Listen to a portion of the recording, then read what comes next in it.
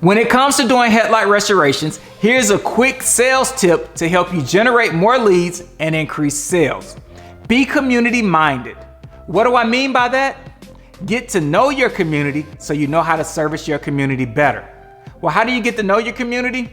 Go to local business groups and join your local chamber of commerce. By doing so, you get to be in the know of what's happening in your community.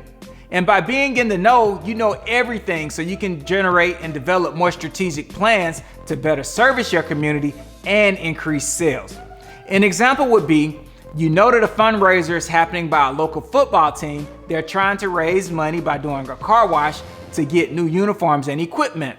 Well, if that resonates well with you, you can piggyback off of that car wash and offer headlight restoration. And by doing so, you can offer a discount to the customer, you can offer incentive to the person that sells the service, and you can give a portion of your proceeds back to that local football team.